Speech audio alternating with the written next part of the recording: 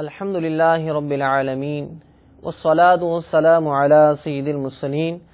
اما بعد فاعوذ باللہ من الشیطان الرجیم بسم اللہ الرحمن الرحیم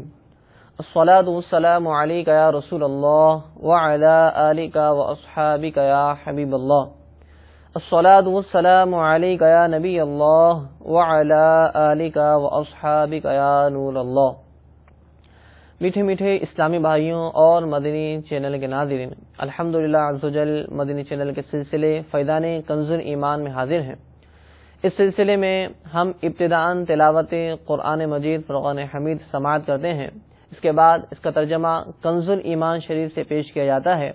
اور ساتھ ساتھ معتمد و مستند مفسرین کی تفسیروں کی روشنی میں اس ترجمے کی وضاحت بھی سننے کی سعادت حاصل کرتے ہیں۔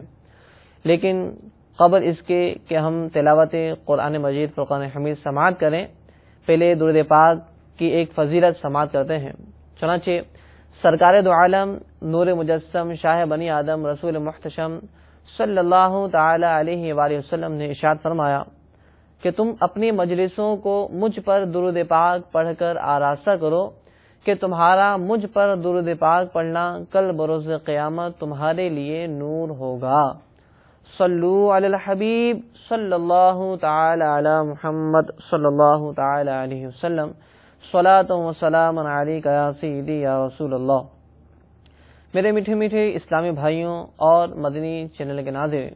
قبل اس کے کہ ہم تلاوت قرآن مجید فرقان حمید سماعت کریں، اس سے پہلے یہ بات یاد رکھیے کہ جو دنیاوی بادشاہ ہوتے ہیں یہ اپنے درباروں کے آداب اور ان میں حاضری دینے کے قوانین خود بناتے ہیں اور اپنے مقررہ حاکموں کے ذریعے رعایا سے ان پر عمل کراتے ہیں کہ جب ہمارے دربار میں آؤ تو اس طرح کھڑے ہو، اس طرح بات کرو، اس طرح سلامی دو، اور پھر جو شخص آداب کا خیال رکھتا ہے تو اسے انعام و اکرام سے نوازا جاتا ہے، اور جو شخص ان آداب کی خلاف ورزی کرتا ہے تو بادشاہ کی طرف سے سزا کا مستحق قرار پاتا ہے۔ پھر ان کے یہ سارے قوانین صرف انسانوں پر ہی جاری ہوتے ہیں، جن فرشتے اور حیوان کو ان سے کوئی تعلق نہیں ہوتا، کیونکہ ان پر بادشاہوں کی کوئی سلطنت نہیں۔ اور پھر یہ سارے قوانین، سارے آداب اس وقت تک رہتے ہیں کہ جب تک وہ بادشاہ زندہ ہے۔ جب بھی بادشاہ کی آنکھ بند ہوئی،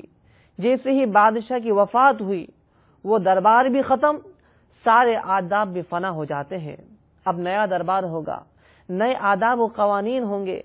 لیکن میرے میٹھے میٹھے اور محترم اسلامی بھائیوں اور مدنی چینل کے ناظرین، اس آسمان کے نیچے ایک ایسا دربار بھی ہے جس کے آداب اور جس میں حاضر ہونے کے قاعدے، سلام و کلام کرنے کے طریقے خود رب تبارک و تعالی نے بیان فرمائے، اپنی مخلوق کو بتایا کہ اے میرے بندو، جب اس دربار میں آؤ تو ایسے ایسے آداب کا خیال رکھنا، اور خود اللہ تعالیٰ نے یہ بھی ارشاد فرما دیا کہ اگر تم نے اس کے خلاف کیا تو تمہیں سخت قسم کی سزا دی جائے گی اور تمہارے اعمال اکارت اور ضائع کر دیے جائیں گے۔ میرے میٹھے میٹھے اسلامی بھائیوں، مزید لطف کی بات تو یہ ہے کہ اب بادشاہی دربار ہماری آنکھوں سے اوجھل ہو گیا، ہماری آنکھوں سے اوجھل ہو گیا، اور اس کی چہل پہل ہماری آنکھوں سے غائب ہو گئی۔ اس شہنشاہ نے ہم سے پردہ بھی فرما لیا، مگر اس کے آداب اب تک وہی باقی ہیں۔ کیا آپ کو معلوم ہے کہ وہ کون سا دربار ہے؟ جی ہاں، وہ دربار میرے اور آپ کے پیارے آقا مدینے والے مصطفیٰ محمد مصطفیٰ صلی اللہ تعالی علیہ وآلہ وسلم کا مبارک دربار ہے، کہ جس دربار میں حاضری کے آداب رب تبارک و تعالی نے خود بیان فرمائے۔ اللہ تعالی نے ارشاد فرمایا کہ جب تم میرے محبوب علیہ الصلوۃ والسلام کے بارگاہ میں حاضر ہو تو تمہاری انداز گفتگو اس طرح ہونی چاہیے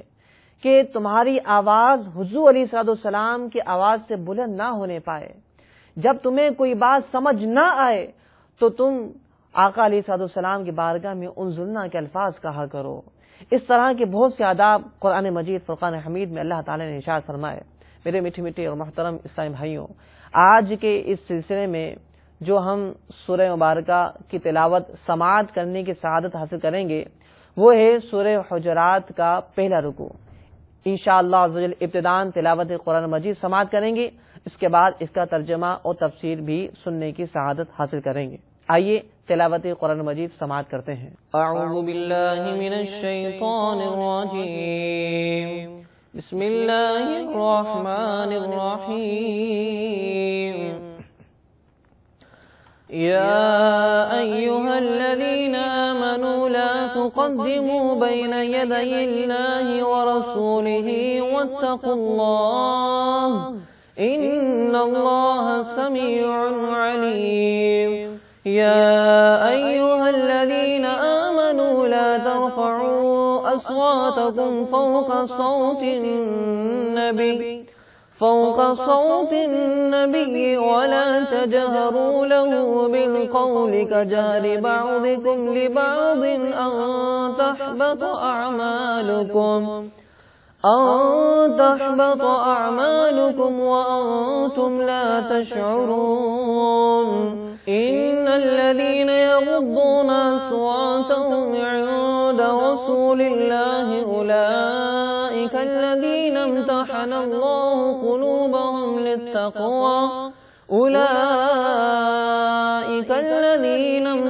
الله قلوبهم للتقوى لهم مغفرة وأجر عظيم إن الذين ينادونك من وراء الحجرات أكثرهم لا يعقلون ولو أنهم صبروا حتى تخرج إليهم لكان خيرا لهم والله غفور رحيم يا أيها الذين آمنوا إن جاءكم فاسق بنبأ فتبينوا أن تصيبوا قوما بجهالة فتصبحوا على ما فعلتم نادمين واعلموا أن فيكم رسول الله لو يطيعكم في كثير من الأمر لعنتم ولكن الله حبب إليكم الإيمان وزينه في قلوبكم وكره إليكم الكفر والفسوق والعصيان أولئك هم الراشدون فضلا من الله ونعمة والله عليم حكيم وإن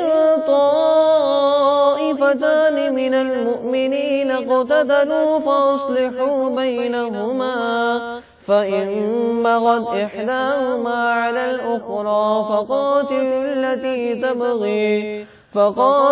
التي تبغي حتى تفيء إلى أمر الله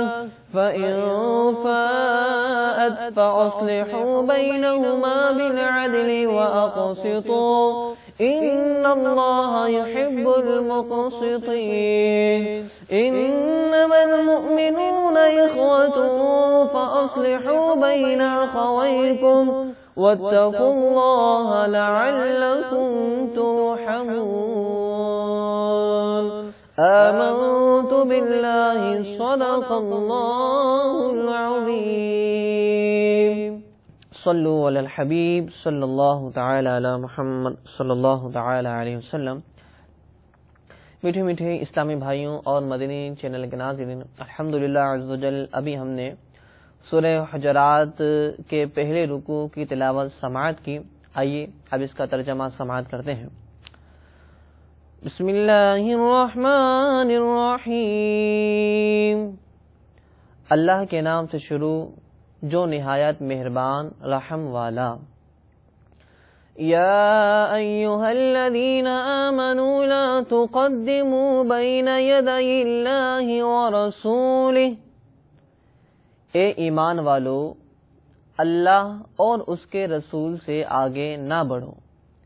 اس آیت کے شان نزول کے بارے میں مفسرین نے بیان فرمایا کہ بعض صحابہ کرام علیہم رضوان نے بقرعید کے دن حضور علیہ الصلاۃ والسلام سے پہلے یعنی نماز عید سے قبل قربانی کر لی، اور بعض صحابہ رمضان سے ایک دن پہلے ہی روزہ شروع کر دیا کرتے تھے۔ ان لوگوں کے متعلق یہ آیت کریمہ نازل ہوئی اور فرمایا گیا کہ اے ایمان والو، اللہ اور اس کے رسول سے آگے نہ بڑھو۔ اس آیت سے چند باتیں ہمیں معلوم ہوئی۔ پہلی بات یہ کہ آقا دو جہاں صلی اللہ تعالی علیہ وآلہ وسلم کی بے ادبی دراصل اللہ تبارک و تعالی کی بے ادبی ہے کہ ان حضرات نے فقط حضور علیہ الصلوۃ والسلام پر پیش قدمی کی تھی، تو اللہ تعالی نے ارشاد فرمایا کہ ایمان والو، اللہ اور اس کے رسول سے آگے نہ بڑھو۔ دوسری بات یہ معلوم ہوئی کہ راستہ چلنے میں، بات کرنے میں یا کسی بھی چیز میں حضور علیہ الصلوۃ والسلام سے آگے بڑھنا یہ منع ہے، کیونکہ یہاں لا تقدمو مطلقاً ارشاد ہوا کہ مطلقاً فرمایا گیا کہ آگے نہ بڑھو، تو کسی بھی چیز میں آگے بڑھنے سے مسلمانوں کو منع فرمایا گیا کہ جب تک حضور علیہ الصلوۃ والسلام وہ عمل نہ کر لیں تو اس وقت تک تم وہ عمل نہ کرو۔ جیسے کہ ہم نے سنا کہ بعض لوگ حضور علیہ الصلوۃ والسلام سے پہلے قربانی کر لیا کرتے تھے،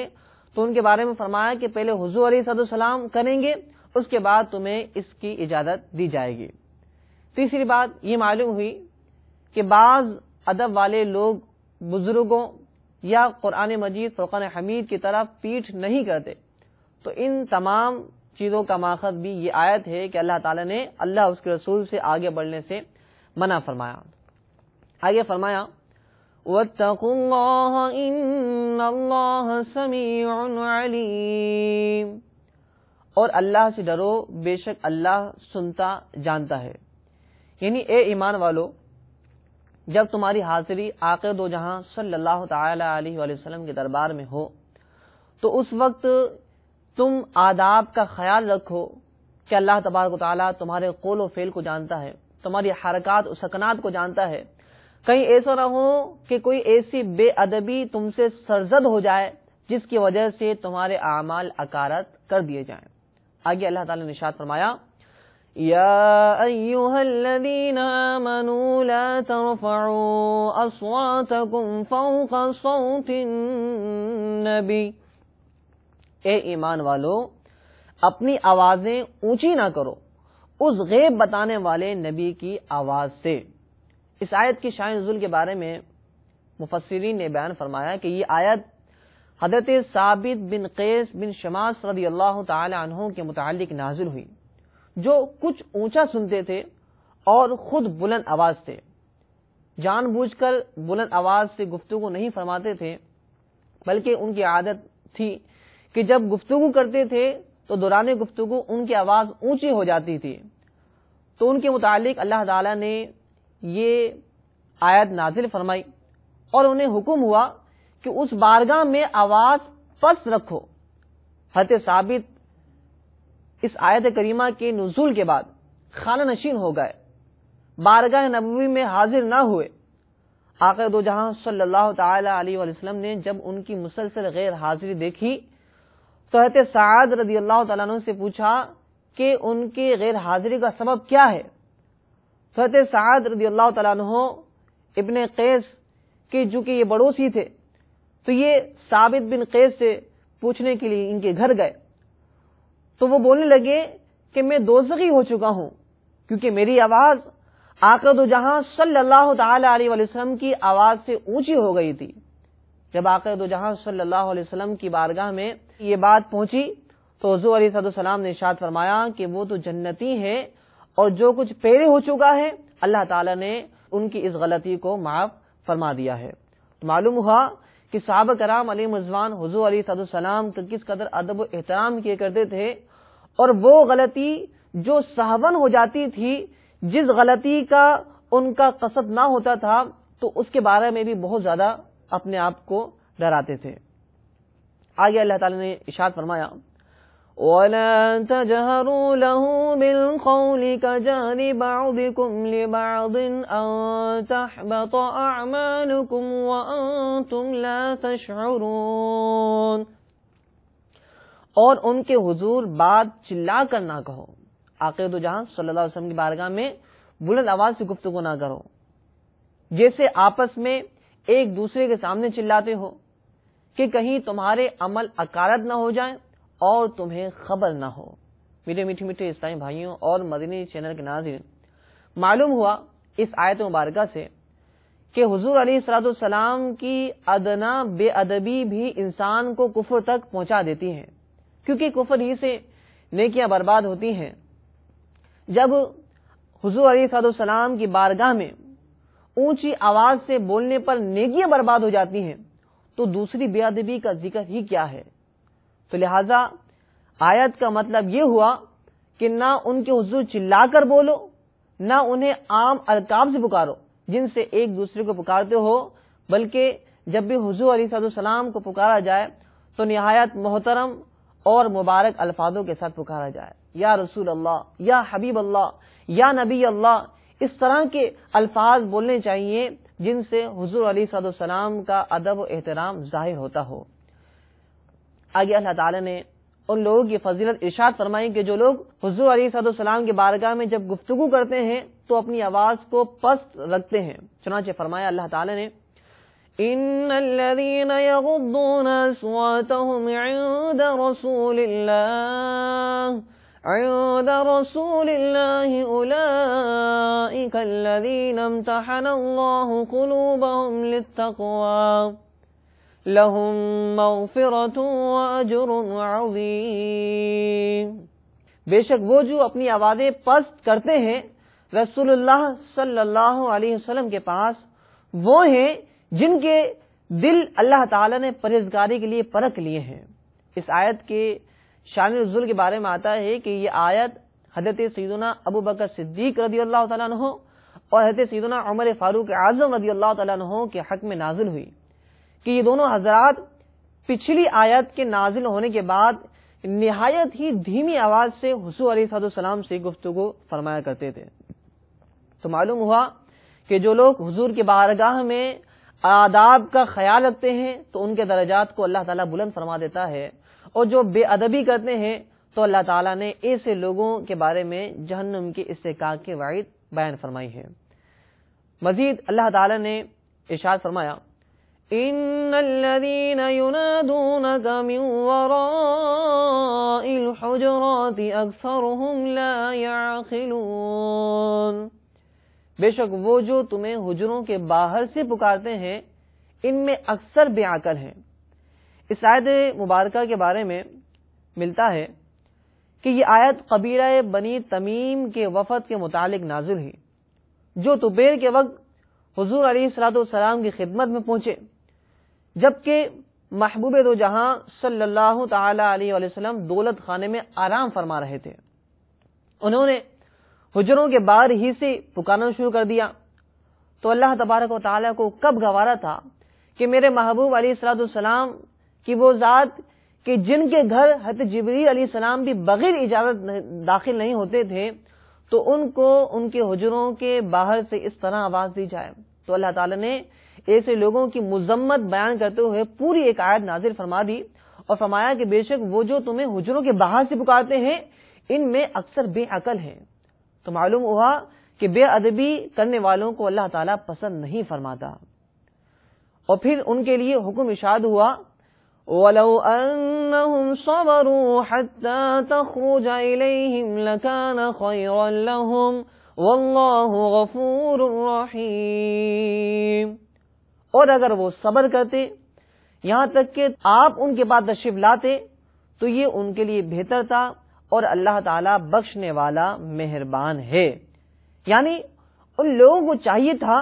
کہ صبر سے باہر بیٹھتے،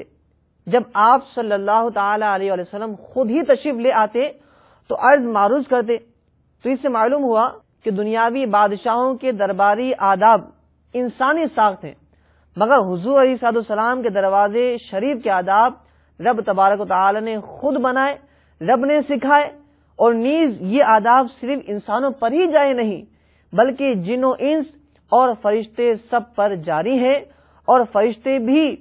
اجازت لے کر دولت خانے میں حاضری دیتے ہیں، پھر یہ آداب ہمیشہ کے لیے ہیں۔ اللہ تعالی نے مزید ارشاد فرمایا يا أيها الذين آمنوا إن جاءكم فاسق بنبأ فتبينوا أن تصيبوا قوما بجهالة فتصبحوا على ما فعلتم نادمين۔ اے ایمان والو، اگر کوئی فاسق تمہارے پاس کوئی خبر لائے تو تحقیق کر لو کہ کہیں کسی قوم کو بے جانے ایذا نہ دے بیٹھو، پھر اپنے کیے پر پچھتاتے رہ جاؤ۔ اس آیت کے شان نزول کے بارے میں بیان ہوا کہ یہ آیت ولید بن عقبہ کے متعلق نازل ہوئی، جن کو حضور علیہ الصلوۃ والسلام نے بنی مصطلق کے صدقات وصول کرنے بھیجا۔ زمانہ جاہلیت میں ولید اور اس قوم میں پرانی عداوت تھی، مگر جب ان لوگوں کو معلوم ہوا کہ ولید حضور علیہ الصلوۃ والسلام کی طرف سے عامل مقرر ہو کر آ رہے ہیں تو وہ لوگ استقبال کے لیے آ گئے، گھروں سے باہر نکل آئے۔ حضرت ولید سمجھے کہ مجھے قتل کرنے آ رہے ہیں، اپنا پرانا بدلہ لینے آ رہے ہیں، اور فوراً واپس لوٹ گئے۔ حضور علیہ الصلوۃ والسلام کی خدمت میں حاضر ہوئے اور عرض گزار ہو، یا رسول اللہ صلی اللہ علیہ وسلم، انہوں نے تو زکوٰۃ صدقات دینے سے انکار کر دیا اور وہ مجھے مارنا چاہتے تھے۔ جب آقا دو جہاں صلی اللہ علیہ وسلم نے ان کی بات کو سماعت فرمایا تو قربان جائیے حضور علیہ السلام کی حکمت پر آپ نے فوراً جنگ کا حکم نہیں دے دیا، بلکہ ان کے بعد حضرت خالد بن ولید کو پیچھے بھیجا کہ دیکھ کر آئیں کہ وہاں کا سلسلہ کیا ہے، کیا واقعی لوگوں نے ایمان سے انحراف اختیار کر لیا ہے۔ تو انہوں نے ان تمام قبیلے والوں کو اذانیں دیتے، نماز پڑھتے پایا اور فوراً صدقات ان لوگوں نے حاضر کر دیے۔ اس پر یہ آیت کریمہ نازل ہوئی اور فرمایا گیا کہ جب کوئی فاسق تمہارے پاس خبر لے کر آئے تو پہلے تحقیق کر لو، کہیں ایسا نہ ہو کہ بغیر تحقیق کیے تم اس کے خلاف کوئی کارروائی کرو جس کی بنا پر بہت سارے تمہیں نقصان اٹھانا پڑے۔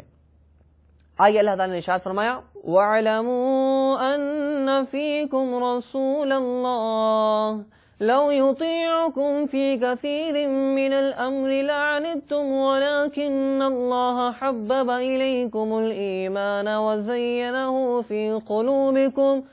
وَكَرَّهَ إِلَيْكُمُ الْكُفْرَ وَالْفُسُوقَ وَالْعِصْيَانَ أُولَئِكَ هُمُ الرَّاشِدُونَ۔ اور جان لو کہ تم میں اللہ کے رسول ہیں، بہت معاملوں میں اگر یہ تمہاری خوشی کریں تو تم ضرور مشقت میں پڑو، لیکن اللہ نے تمہیں ایمان پیارا کر دیا ہے اور اسے تمہارے دلوں میں آراستہ کر دیا ہے، اور کفر اور حکم عدولی اور نافرمانی تمہیں ناگوار کر دی، ایسے ہی لوگ راہ پر ہیں۔ اس آیت کے بارے میں مفسرین نے بیان فرمایا کہ مراد یہ ہے کہ اے لوگوں، اگر تم ان کے حضور جھوٹ بولو گے، یعنی حضور علیہ السلام کی بارگاہ میں اگر تم جھوٹ بولو گے تو تمہارا جھوٹ چھپ نہ سکے گا، یہ دل کی گہرائیوں کی خبر رکھتے ہیں۔ اس سے دو مسئلے معلوم ہوئے۔ پہلی بات یہ کہ حضور علیہ السلام کی بارگاہ میں جھوٹ بولنا سخت گناہ کبیرہ ہے، اور دوسری بات یہ بھی معلوم ہوئی کہ نعت لکھنے پڑھنے والوں، عرض و معروض کرنے والوں کو چاہیے کہ اپنا سچا درد عرض کریں، وہاں مبالغہ نہ کریں۔ مزید فرمایا، فضلا من اللہ ونعمتا واللہ علیم حکیم، اللہ کا فضل اور احسان اور اللہ علم و حکمت والا ہے۔ وَإِن طَائِفَتَانِ مِنَ الْمُؤْمِنِينَ اقْتَتَلُوا فَأَصْلِحُوا بَيْنَهُمَا، اور اگر مسلمانوں کے دو گروہ آپس میں لڑیں تو ان میں صلح کراؤ۔ اس آیت کے شان نزول کے بارے میں ملتا ہے کہ ایک بار آقا دو جہاں صلی اللہ تعالی علیہ وسلم سواری پر تشریف لے جا رہے تھے۔ انصار کی ایک جماعت پر گزر ہوا، وہاں ابن ابی منافق بھی بیٹھا تھا۔ خچر نے پیشاب کیا تو اس منافق نے ناک بند کر لی۔ حضرت عبداللہ بن رواحہ نے کہا کہ حضور علیہ السلام کے خچر کا پیشاب تیرے مشک سے بہتر ہے۔ اس پر ابن ابی کی قوم ناراض ہوئی اور دونوں جماعتیں آپس میں لڑ پڑی، نبی کریم صلی اللہ تعالی علیہ وسلم نے ان دونوں قوموں میں صلح کرائی۔ اس موقع پر یہ آیت کریمہ اتری۔ اس آیت سے معلوم ہوا کہ مسلمانوں کے مابین صلح کرانا یہ حضور علیہ السلام کی سنت مبارکہ ہے اور اعلیٰ درجے کی عبادت ہے۔ میرے میٹھے میٹھے اسلامی بھائیوں، اس آیت سے ہمیں بھی سبق لینا چاہیے اور غور کرنا چاہیے کہ ہمارا اس آیت پر کتنا عمل ہے، کہ بہت سے ایسے واقعات ہمارے سامنے ہوتے ہیں کہ مسلمان آپس میں لڑ رہے ہوتے ہیں، آپس میں قتل و غارت گری ہو رہی ہوتی ہے، لیکن کتنے لوگ ایسے ہوتے ہیں کہ جو انصاف دلانے کے لیے وہاں جمع ہوتے ہیں، اور کتنے ہی ایسے لوگ ہوتے ہیں کہ جو وہاں فقط تماشے کی غرض سے، فقط اس معاملے کو دیکھنے کی غرض سے جمع ہوتے ہیں۔ لہذا میرے میٹھے میٹھے اسلامی بھائیوں، اگر اللہ تعالیٰ نے ہمیں کوئی منصب دیا ہے تو ہمیں چاہیے کہ اس منصب کا خیال رکھتے ہوئے، اس اعزاز کا خیال رکھتے ہوئے ہم ظالم اور مظلوم کے درمیان آپس میں جو ہے فیصلہ کریں، اور جو لڑائی مسلمانوں کے درمیان ہو رہی ہے اس لڑائی میں صلح کرانے کی کوشش کریں۔ اللہ تعالیٰ نے آگے ارشاد فرمایا، فَإِن بَغَتْ إِحْدَاهُمَا عَلَى الْأُخْرَى فَقَاتِلُوا الَّتِي تَبْغِي حَتَّى تَفِيءَ إِلَى أَمْرِ اللَّهِ فَإِن فَاءَتْ فَأَصْلِحُوا بَيْنَهُمَا بِالْعَدْلِ وَأَقْسِطُوا إِنَّ اللَّهَ يُحِبُّ الْمُقْسِطِينَ۔ پھر اگر ایک دوسرے پر زیادتی کرے تو اس زیادتی والے سے لڑو یہاں تک کہ وہ اللہ کے حکم کی طرف پلٹ آئے، پھر اگر پلٹ آئے تو انصاف کے ساتھ ان میں صلح کرا دو، ان میں اصلاح کر دو اور عدل کرو، بے شک عدل والے اللہ کو پیارے ہیں۔ یعنی مسلمانوں کو اس بات کا حکم دیا گیا کہ اگر آپس میں مسلمانوں ہی کے مابین اختلافات ہو جائے، مسلمانوں کے درمیان لڑائی ہو جائے، تو کوشش کی جائے کہ ان دونوں گروہوں کے مابین صلحوں کی تطبیق دی جائے، صلحوں کی کوئی ترکیب نکالی جائے۔ پھر اگر کوئی ایک گروہ تیار نہ ہو صلح کرنے کے لیے تو پھر جو ظالم ہے، جو ظلم سے باز نہیں آ رہا، اس ظالم سے مسلمانوں کو جنگ کرنے کا حکم ارشاد ہوا۔ پھر جب ظالم اپنے ظلم سے باز آ جائے، اللہ و اس کے رسول صلی اللہ تعالی علیہ وسلم کے حکم پر عمل کرنے کے لیے تیار ہو جائے، تو اب حکم یہ ہے کہ اب دونوں کے درمیان صلح کرائی جائے، کیونکہ اللہ تبارک و تعالیٰ صلح کرانے والے کو، اللہ تبارک و تعالیٰ عدل کرنے والوں کو بہت زیادہ پسند فرماتا ہے۔ آگے فرمایا، انما المؤمنون اخوة فاصلحوا بین اخویکم واتقوا اللہ لعلکم ترحمون۔ مسلمان بھائی ہیں تو اپنے دو بھائیوں میں صلح کرو اور اللہ سے ڈرو کہ تم پر رحمت ہو۔ یعنی لڑنے بھیڑنے والے بھی مومن ہیں اور ہر مومن مومن کا بھائی ہے، لہذا ان میں ہر طرح صلحوں کی کوشش کرو۔ خیال رہے کہ یہاں مومنوں کو مومن کا بھائی فرمایا، نہ کہ حضور علیہ الصلاۃ والسلام کو، کیونکہ حضور علیہ الصلاۃ والسلام تو عین ایمان ہے، ان کی نعلین پاک پر ہزاروں ماں باپ قربان، لہذا حضور کو بھائی کہنا ہرگز جائز نہیں کہ رب تبارک و تعالی نے ارشاد فرمایا، لا تجعلوا دعاء الرسول بینکم کدعاء بعضکم بعضا، کہ تم حضور کو اس طرح نہ پکارو کہ جس طرح تم آپس میں ایک دوسرے کو پکارتے ہو۔ تو اللہ تعالی نے کتنا ادب، کتنی تعظیم و توقیر کرنے کا حکم ارشاد فرمایا۔ لہذا دعا کرتے ہیں کہ رب کریم ہم سب کو حضور علیہ الصلاۃ والسلام کے آداب سیکھ کر اسے اپنانے اور ان آداب کا لحاظ رکھنے کی توفیق نصیب فرمائے۔ آمین بجاہ النبی الامین صلی اللہ تعالی علیہ وسلم۔ صلو علی الحبیب صلی اللہ تعالی علیہ وسلم۔ صلاۃ و سلام علیک یا رسول اللہ۔